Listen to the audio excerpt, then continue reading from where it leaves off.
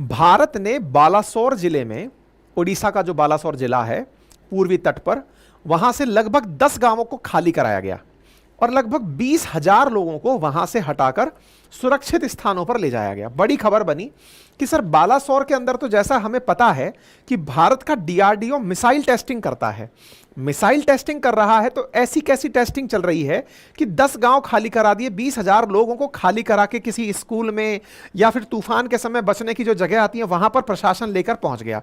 और इतना ही नहीं, कल सुबह उनको 4 बजे तक खाली करने का टाइम दिया गया कि सब लोग गांव खाली करके चले जाओ, और खाली करने के आधार पर डे के हिसाब से व्यक्तियों को 300 रुपए, बच्चों को 75 रुपए, खाना पीने के लिए पैसा, ये सब दिया गया कि गांव खाली कर दो। और प्रशासन पूरी तरह से गांव खाली कराया है बालासोर के अंदर। तो उड़ीसा की चर्चा है और उड़ीसा में जिला है बालासोर। बालासोर के अंदर चांदीपुर क्षेत्र के आसपास के अंदर 10 गांव खाली कराए गए। अब ये 10 गांव खाली कराने की जो न्यूज़ है ना, इसमें कम से कम 10,000 लोगों के बारे में बात, 10,000 घरों के बारे में आ रही है, कहीं 20,000 लोगों के बारे में आ रही है, ये सुर्खी बनी हुई है। तो बड़ा सवाल ये बनता है कि जिला प्रशासन लगभग 20,000 लोगों को खाली कराने की बात कर रहा है और उन्हें बाकायदा मुआवजा भी दे रहा है। आफ्टर ऑल क्यों? और तो और ये सुनने में आ रहा है कि इन लोगों को ले जाकर बाकायदा किसी टेम्परेरी कैंप में बिठाया गया है कि आप जाइए और इस कैंप में रहिए, यहां पर राहत सामग्री उपलब्ध है। तो क्या कोई बड़ा तूफान आने वाला है क्या? तो सवाल यह है कि साहब बड़ा तूफान नहीं, हमारा डीआरडीओ कुछ करने वाला है। तूफान के नाम पर नहीं, अपितु डीआरडीओ का मिसाइल परीक्षण होने वाला है। तो ऐसा कैसा मिसाइल परीक्षण? क्या बालासोर में ऐसे ही गांव खाली करा दिए जाते हैं क्या? नहीं। तो फिर इस बार क्यों कराया जा रहा है? क्यों लोगों को पैसे देके कहा जा रहा है कि जाओ और जाकर के कहीं और रहो, बाद में आपको बुला लेंगे थोड़े दिन के लिए, जब तक दोबारा ना बुलाया जाए तब तक आप जाकर अपने राहत शिविर में रहिए। यह खबर सुर्खी बन जाती है कि भाई डीआरडीओ ऐसा क्या कर रहा है। तो डीआरडीओ मिसाइल टेस्ट करता है साहब यहां पर। तो डीआरडीओ जहां पर मिसाइल टेस्ट करता है बालासोर जिले के अंदर, वहां 2 जगह हैं जहां से मिसाइल टेस्टिंग होती है। एक जगह का नाम है चांदीपुर और एक का नाम है अब्दुल कलाम आइलैंड, LC3 और LC4। इन 2 जगह से मिसाइल टेस्टिंग होती है, यानी कि लॉन्चिंग के लिए, मिसाइल टेस्टिंग के लिए बालासोर में 2 जगह हैं। इन दोनों जगह में से अब्दुल कलाम आइलैंड तो एकदम बिल्कुल पानी के बीचों बीच डला हुआ आइलैंड है। चांदीपुर वाला जो रेंज है वहां पर मिसाइल टेस्टिंग होनी थी। तो कैसी मिसाइल टेस्टिंग होनी थी साहब, जिससे ऐसा क्या डर लग गया? कोई बम फाड़ने वाले थे क्या? मतलब कुछ ऐसा करने वाले थे क्या जो हमें पता ही नहीं था? समझ सकते हो कि कुछ ऐसा ही करने वाले थे। तो आपके सामने न्यूज बनती है कि डीआरडीओ ने सक्सेसफुली अपनी फेज 2 मिसाइल डिफेंस इंटरसेप्टर का परीक्षण उड़ीसा कोस्ट पर कर लिया। तो यह जब खबर बनती है, इससे मतलब यह निकल कर आया कि लोगों को सही तरीके से ही भेजा गया था। लेकिन बड़ा सवाल यह है कि लोगों को घर भेजा गया यह कहकर के कि तुम जाओ और सुरक्षित रहो, हम यहां पर टेस्टिंग कर रहे हैं। तो बड़ा सवाल यह कि ऐसा डीआरडीओ क्या टेस्टिंग कर रहा है भाई, जिसकी वजह से यह स्थिति बन गई है? तो आंसर निकल कर आया, डीआरडीओ ने phase 2 ballistic missile defence interceptor का परीक्षण किया। तो फिर सवाल बना कि ये फेज 2 मिसाइल डिफेंस इंटरसेप्टर क्या है? तो आज के सेशन में हम यही समझेंगे। तो देखो 2-3 बातें पहले समझ लो और फिर इस कारण को समझो कि गांव क्यों खाली कराए गए। पहला पॉइंट है phase 2 ballistic missile defence system, और डिफेंस में भी इंटरसेप्टर डिफेंस सिस्टम। पहला चीज बैलिस्टिक मिसाइल। देखो बैलिस्टिक मिसाइल और क्रूज मिसाइल, ये मिसाइल के 2 प्रमुख प्रकार होते हैं। मतलब मिसाइल 2 प्रकार से ट्रेवल करती हैं। कैसे? या तो वो ट्रेवल करती है जमीन के समानांतर, तो उसे आप कहते हैं क्रूज मिसाइल, यानी कि आपने मिसाइल चलाई और वो चलते ही थोड़ी देर में जमीन के समानांतर ट्रैक की और उसके बाद में जाकर के किसी टारगेट पर हिट कर गई। एक तरीका तो होता है क्रूज मिसाइल का। दूसरा तरीका होता है बैलिस्टिक मिसाइल सिस्टम का। इसमें क्या होता है? मिसाइल चलती है और चल करके कुछ यूं जाकर के हिट करती है, यानी कि एक प्रकार से परवलयाकार पाथ लेती है मिसाइल चलते समय, तो जिसे आप बैलिस्टिक मिसाइल सिस्टम कहते हैं। तो पहला पॉइंट निकल कर आया बैलिस्टिक मिसाइल डिफेंस इंटरसेप्टर। इसका मतलब यह हुआ, अच्छा इंटरसेप्टर का मतलब क्या होता है? इंटरसेप्टर, आजकल अगर कभी आप हाईवे पर कार चलाने गए हो और तो तेज स्पीड में चलते हैं, तो रास्ते में आकर एक इंटरसेप्टर खड़ा होता है जो आपको पकड़ रहा होता है कि इसने कितनी तेज गाड़ी चला रखी है। उस आधार पर वो चालान काटता है ना। इंटरसेप्टर यानी मध्य में रोकने वाला, मध्य में रोकने वाला। तो इसका मतलब यह हुआ कि बैलिस्टिक मिसाइल को मध्य में रोकने वाला इंटरसेप्टर, बैलिस्टिक मिसाइल को मध्य में रोकने वाला, मतलब कि अगर किसी ने बैलिस्टिक मिसाइल चलाई तो उसे टारगेट पर हिट होने से पहले ही अगर कोई रोक दे और उसको वहीं पर ब्लास्ट कर दे, तो उस सिस्टम को कहते हैं interceptor, defence missile defence interceptor. तो सर ऐसा तो बहुत सारे सिस्टम करते हैं दुनिया में, बिल्कुल करते हैं। हमने जो रशिया से S-400 लिया हुआ है वो बैलिस्टिक मिसाइल डिफेंस इंटरसेप्टर ही तो है। और सर ऐसा तो आयरन डोम भी करता है इजराइल वालों का। हमने कहा भाई आयरन डोम करता है, थाड़ करता है, हमारे अमेरिका वालों का थाड़ करता है, हमारा पैड करता है, ये जो सिस्टम बने हुए हैं हमारे ऐड करते हैं, ये सब वो सिस्टम हैं जो बैलिस्टिक मिसाइल को हिट होने से पहले ही हवा में रोककर मार देते हैं। ठीक है, तो भारत की तरफ से ऐसा क्या किया जा रहा था? असल में भारत की तरफ से बैलिस्टिक मिसाइल को चलाया गया और उसे हवा में ही मारकर दिखाया गया। हवा में मारकर दिखाने के लिए जो ये परीक्षण हुआ, ये परीक्षण सफल हुआ और इसका नाम था फेज 2 बैलिस्टिक मिसाइल। इसका मतलब अभी इसका नामकरण नहीं हुआ है, नामकरण तो जब ये पूरी तरह टेस्टिंग के बाद निकल कर आ जाएगा तब कोई नाम दे देंगे। फिलहाल के लिए इसे phase 2 ballistic missile defence interceptor कहा गया है। ठीक है, तो ये सक्सेसफुली हो गया है। तो इसका मतलब ये हुआ कि हमारे डीआरडीओ ने successfully phase 2 ballistic missile defence system का परीक्षण कर लिया है। ये जो खबर बनी ये उस खबर के बाद बनी। किस खबर के? जब बालासोर से गांव खाली कराए गए। लेकिन फिर सवाल बना, ऐसा गांव खाली कराने की नौबत कैसे आई? क्यों खाली कराई गई? हर जगह जब ये लिखा हुआ है कि मिसाइल चली, अब ये मिसाइल चली और चल करके ये टारगेट पर मार करने के लिए मुड़ गई, तो फिर इस मुड़ी हुई मिसाइल को खाली क्यों कराया गया? बस यही खेला है। देखो ये जारी, सारा खेला बस इसी बात का है। यहां पर आप चलते हुए मिसाइल देख रहे हैं, ये मिसाइल चलती है और चल करके रास्ता बदल लेती है टारगेट पर जाने के लिए। आप सोचकर देखिए कि आपने जो प्रयोग किया है वो कितना घातक प्रयोग है। घातक क्या है कि हम लोग बैलिस्टिक मिसाइल को टारगेट करने का प्रयोग कर रहे हैं। अर्थात अगर अंतरिक्ष में या वायुमंडल में, आसमान में मिसाइल चल रही है और उस चलती मिसाइल को आसमान में ही मारना है। अगर आपने रामायण महाभारत देखी हो तो तीर को तीर से टकराने के लिए हवा में तीर टकराते थे और ब्लिंक की आवाज होती थी। लेकिन कई बार कोई दूसरा तीर रुक ना पाए तो भाई साहब वो आकर के उस व्यक्ति को भी तो लग सकता है। भाई जिसको आप निशाना बना रहे हो उस पर जाकर भी तो टिक सकता है।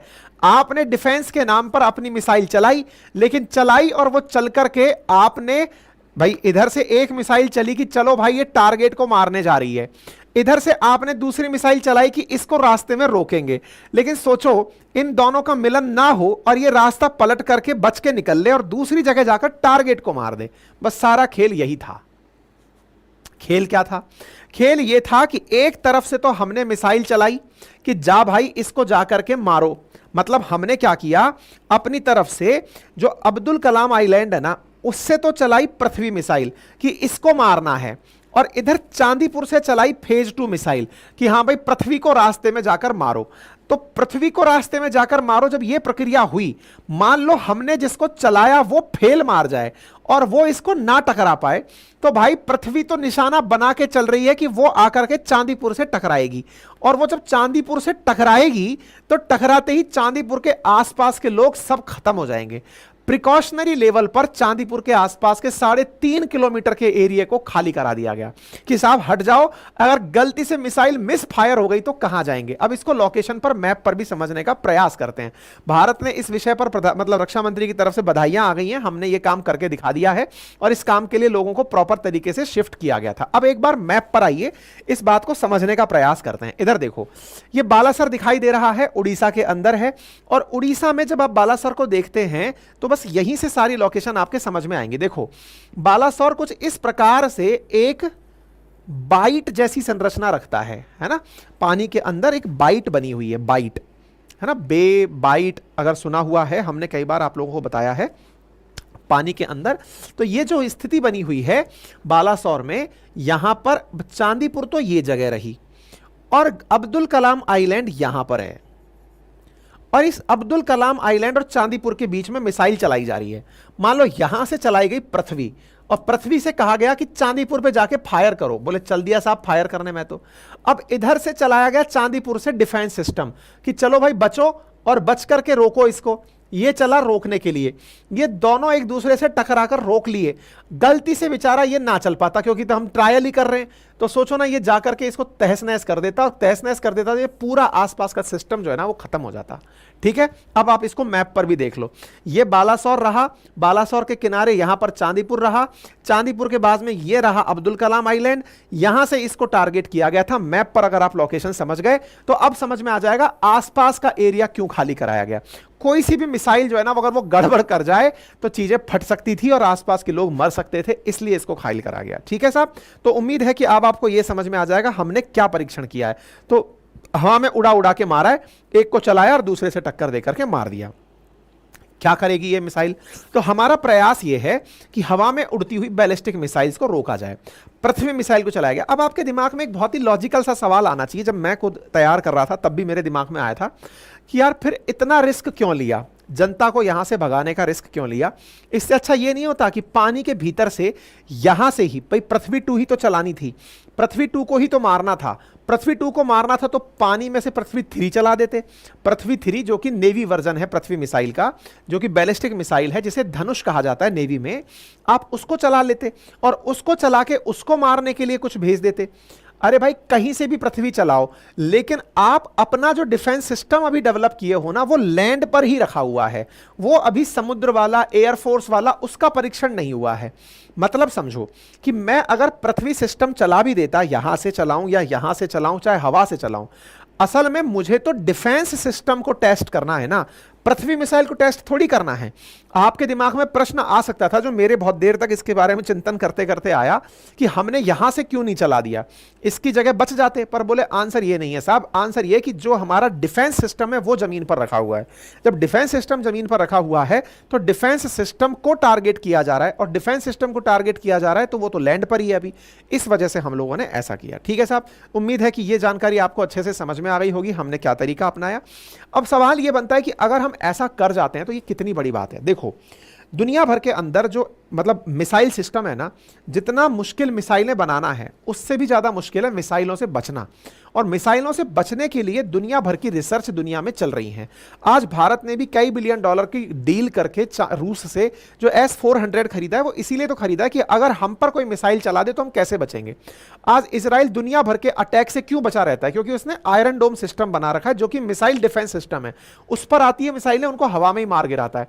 तो एक प्रकार से हम लोग भी यही चाहते हैं, और इसके लिए हमने अपने ही इंटर गाइडेड मिसाइल डेवलपमेंट जो प्रोग्राम है, जिसके माध्यम से हमने पटना मिसाइलें, पृथ्वी, अग्नि, त्रिशूल, नाग, अग्नि, इन मिसाइलों का डेवलपमेंट किया है। इन्हीं मिसाइलों को चला चला करके हम अपना टारगेट बनाते हैं, क्योंकि हमारे पास अपनी बैलिस्टिक मिसाइलें तो हैं ही, और इनको टारगेट करने के लिए हम अपना इन्हीं मिसाइलों से डिफेंस सिस्टम भी बना लेते हैं। जैसे भारत का पृथ्वी आधारित जो डिफेंस सिस्टम है, जिसे PAD कहा जाता है, पैड कहा जाता है, ऐसे ही एड भी है, AAD। तो उसमें हम लोग क्या करते हैं कि अपनी ही मिसाइलों को उड़ाते हैं और अपनी मिसाइलों से मारते हैं। तो हमारे ये टेस्टिंग है जो DRDO लंबे समय से कर रहा है, और अगर ये कामयाब होता है तो हमारे लिए जो इतने बिलियन डॉलर खर्च करके रशिया से हमने S-400 लिया था, उसकी अब आगे जरूरत नहीं पड़ेगी। हम आत्मनिर्भर हो जाएंगे अपने डिफेंस के अंदर, इसलिए यह सारा प्रयास किया जाता है। ठीक है, सवाल बनता है तो सर इसका फायदा हमें किससे मिलेगा? ऑब्वियस सी बात है, अगर वॉर होता है तो चाइना के साथ कन्फ्रंट करने में हमें फायदा मिलेगा, पाकिस्तान के साथ हमें फायदा मिलेगा कि हमारे ऊपर आने वाले मिसाइलों को हमारा ही सिस्टम मार गिरा रहा है। लेकिन सर इस चीज को चेक करने के लिए चाइना वाले नहीं आएगा। देखो, रिपोर्ट मिली कि हम लोग जो है ना वो टाइम से नोटम जारी कर देते हैं, मतलब नो फ्लाई जोन डिक्लेयर कर देते हैं कि साहब हमारे इस क्षेत्र से कोई ना निकले। तो भारत ने 19 से 24 तारीख के बीच में नोटम जारी किया हुआ था कि इस बीच में कोई भी बंगाल की खाड़ी में ट्रेवल ना करे। अब जब हमने नोटम जारी किया तो इस नोटम के जारी होते ही चाइनीज वेसल घूमने शुरू हो जाते हैं। चाइनीज रिसर्च वेसल्स जो आकर के जानकारी जुटाते हैं कि भारत वाले क्या कर रहे हैं, तो उसका पुराना डेटा निकल कर आता है कि चाइनीज रिसर्च वेसल 10 जुलाई के आसपास यहां से निकल दिया था, यानी कि यहां से होकर के मलक्का स्ट्रेट क्रॉस करके बंगाल की खाड़ी की तरफ चल दिया था। तो हो सकता है कि चाइना वाले फिर से इस क्षेत्र में आ गए हों देखने के लिए कि भारत ने क्या बना लिया है, क्योंकि उनके पास यह खुफिया जानकारी हो कि भारत कुछ ऐसा करने वाला है, तो चेक करने तो आएगा ना कि इनकी तैयारी कितनी है, इनकी प्रिपेयर्डनेस कितनी है। खैर जो भी हो, भारत ने अपना सक्सेसफुल परीक्षण कर लिया है, और DRDO के लिए DRDO को इस बात के लिए बहुत सारी शुभकामनाएं। ठीक है साहब, तो उम्मीद है आपको सारी जानकारी समझ में आ रही हो। और हां, पढ़ने लिखने वाले विद्यार्थियों को बार बार याद दिलाया जा रहा है, जिनको ठीक लगे अपनी पाठशाला पर जाकर